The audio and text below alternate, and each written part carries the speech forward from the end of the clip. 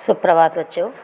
आज मैं आपको पाठ 3 श्रद्धा मनु का आगे का पद्यांश पढ़ाऊँगी, यानी व्याख्या पढ़ाऊँगी। ध्यानपूर्वक सुनेंगे। नील परिधान वीच सुकुमार, खुल रहा मृदुल खुला अंग, खिला हो ज्यों बिजली का फूल, मेघवन बीच गुलाबी रंग, आहा वह मुख पश्चिम के व्योम, बीच जब घिरते हों घनश्याम, अरुण रविमंडल उसको भेद, देखता देता हो छविराम, दिखाई देता हो छविराम। यहाँ नील माने नीला, परिधान माने वस्त्र, और सुकुमार माने अति कोमल, मृदुल माने कोमल, मेघवन माने बादलों का समूह, व्योम माने आकाश, अरुण माने लाल, रवि माने सूर्य, और छविराम माने सौंदर्य का भंडारा। प्रस्तुत पद्यांश संदर्भ लिखेंगे। प्रस्तुत पद्यांश हमारी पाठ्य पुस्तक हिंदी के पद्यखंड या काव्यखंड के श्रद्धा मनु नामक शीर्षक से उद्धृत है। इसके रचयिता जयशंकर प्रसाद जी हैं। प्रसंग लिखेंगे। प्रस्तुत पद्यांश में श्रद्धा के रूप सौंदर्य की तुलना प्रकृति के सुंदर दृश्यों से की गई है। अब व्याख्या देखिए।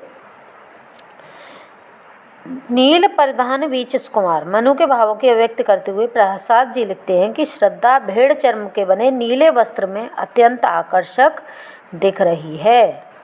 कौन दिख रही है? श्रद्धा भेड़ की खाल से बने हुए वस्त्रों को पहनकर अत्यंत सुंदर दिख रही है। खुल रहा मृदुल अधकुला अंग, वस्त्रों के मध्य कहीं कहीं से दिखाई दे रहे उसके कोमल अंग ऐसे प्रतीत हो रहे हैं खिला हो ज्यों बिजली का फूल, जैसे वे नीले बादलों के समूह में चमकती हुई बिजली के गुलाबी फूल हों। मेघवन बीच गुलाबी रंग, आह वह मुख पश्चिम के व्योम, जैसे वे नीले बादलों के समूह में चमकती हुई बिजली के गुलाबी फूल हों। नीले वस्त्र के मध्य श्रद्धा के लालिमायुक्त तेज मुख को देख ऐसा आभास होता है अरुण रवि मंडल उसको भेद, दिखाई देता हो छविराम, मानो सांझ के समय काले बादलों को भेद कर चारों ओर लाल किरणें बिखेरता सूर्य शोभायमान हो रहा हो। यहाँ पर यानी काव्य सौंदर्य लिखेंगे। भाषा खड़ी बोली, प्रबंधात्मक शैली, उत्प्रेक्षा और रूपक अलंकार, माधुर्य गुण, शब्द शक्ति, अविद्या एवं लक्षणा। आगे देखिए। गिर रहे थे घुंघराले वाल अश अवलंबित मुख के पास, नील घन शावक से सुकुमार सुधा भरने को बुध के पास, और उस मुख पर वह मुस्कान रक्त किसलय पर ले विश्राम, अरुण की एक किरण अम्लान अधिक अलसाई हो अविराम। यहाँ अंश माने कंधा, अवलंबित माने आश्रित, धन शावक माने शिशु बादल, सुधा माने अमृत, विधु माने चंद्रमा, रक्त किसलय माने लाल कोपलय, अम्लान माने उज्ज्वल, अलसाई माने आलस्य से परिपूर्ण। यहाँ प्रसंग है। प्रस्तुत पद्यांश में श्रद्धा के सुंदर मुखड़े और मुस्कान की चर्चा की गई है। गिर रहे थे घुंघराले वाल अंश अवलंबित मुख के पास, श्रद्धा के केस सुंदर और घुंघलाते हुए उसके घुंघराले थे, वे उसके चेहरे से होकर कंधों पर झूल रहे थे। नीलधन चावक से सुकुमार सुधा भरने को विदु के पास, मानो अमृत पान हेतु नन्हे बादल सागर तल को स्पर्श करने की कोशिश कर रहे हों, और उस मुख पर वह मुस्कान रक्त किसलय पर ले विश्राम। इसके सुंदर मुख पर बिखरी हुई मुस्कान को देखा ऐसा आभास हो रहा था जैसे अरुण की एक किरण अम्लान अधिक अलसाई हो अविराम, जैसे सूर्य की कोई अलसाई सी उज्ज्वल किरण लाल नवीन कोपल पर विश्राम कर रही हो। यहाँ पर भाषा खड़ी बोली है, यानी काव्य सौंदर्य में लिखेंगे। भाषा खड़ी बोली, प्रबंधात्मक शैली, गुण माधुर्य, और अनुप्रास उपमा मानवीकरण अलंकार है, लक्षणा शब्द शक्ति है। आगे देखिए। कहा मनु ने नव धरणी बीच, बना जीवन रहस्य निरुपाय, एक उल्का सा जलता भ्रांत, शून्य में फिरता हूँ असहाय, कौन हो तुम बसंत के दूत, विरस पतझड़ में अति सुकुमार, घन तिमिर में चपला की रेख, तपन की शीतल मंद बयार। यहाँ संदर्भ पूर्वत होगा। नव माने आकाश, धरणी माने धरती या पृथ्वी, निरुपाय माने बिना उपाय के, उल्का माने टूटा हुआ तारा, भ्रांत माने भटकने वाला, शून्य माने निर्जन स्थान या आकाश, दूत माने संदेशवाहक, विरस माने नीरस या उजाड़, घन माने बादल, तिमिर माने अंधकार, चपला माने बिजली, तपन माने ताप, मंद माने धीमी या मधुर, वयार माने वायु। प्रसंग यहाँ इस प्रकार है। श्रद्धा के पूछने पर उसे अपना परिचय बताते हुए मनु अपनी दयनीय दशा का वर्णन करते हैं। कहा मनु ने नव धरणी बीच। श्रद्धा की जिज्ञासा को शांत करने के उद्देश्य से मनु अपना परिचय देते हुए कहते हैं कि इस पृथ्वी और आकाश के मध्य भटकता हुआ बना जीवन रहस्य निरुपाय, मेरा जीवन रहस्यमय बन गया है।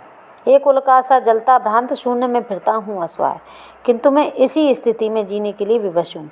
मुझे इससे उबरने का कोई मार्ग नहीं सूझता। जिस प्रकार एक उल्का शून्य में यूं ही भटकता फिरता हूँ। कौन हो तुम बसंत के दूत, विरस पतझड़ में सुकुमार। उसी प्रकार मैं भी इस धरती पर तरह तरह की मुसीबतों को झेलता हुआ असहाय और अकेला भटकता रहा हूँ। तत्पश्चात मनु श्रद्धा से पूछती हैं कि इतने सुकुमार दिखने वाले तुम कौन हो?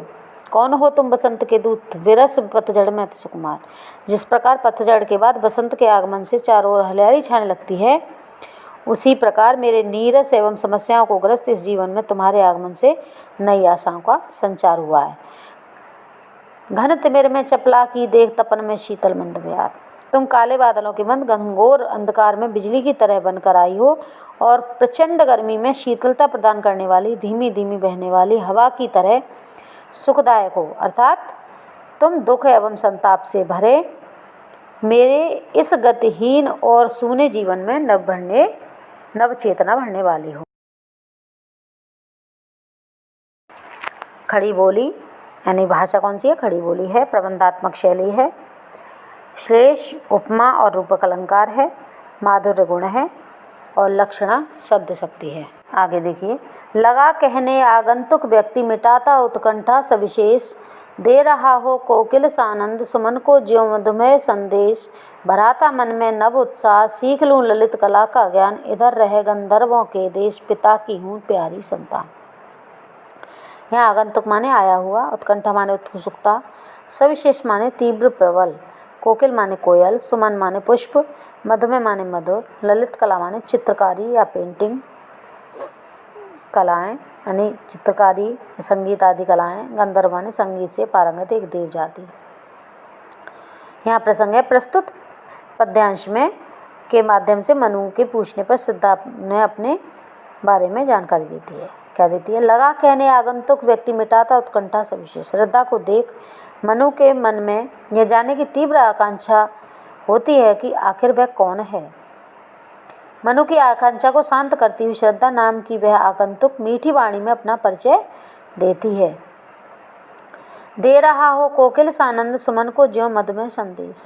उस समय अमृत रस टपकाती हुई उसकी आवाज़ ऐसी प्रतीत हो रही थी जैसे कोयल अति प्रसन्नता के साथ अपनी सुमधुर ध्वनि में पुष्पों को ऋतुराज अर्थात वसंत के आगमन का संदेश सुना रही हो। भराता मन में नव उत्साह सीख लूँ ललित कला का ज्ञान। श्रद्धा मनु से कहती है कि मैं अपने पिता की अत्यंत प्रिय संतान हूँ। इधर रह गंधर्वों के देश पिता की हूँ प्यारी संतान। मेरा मन नवीन उत्साह से परिपूर्ण है। मेरी प्रबल इच्छा थी कि ललित कलाएं सीखूं। इसी उद्देश्य से इन दिनों में गंधर्व देश में निवास कर रही हूँ। यहाँ रूपक अनुप्रास और उत्प्रेक्षा अलंकार है, गुण माधुर्य है, खड़ी बोली है और अविद्या शब्द शक्ति का वर्णन हुआ है।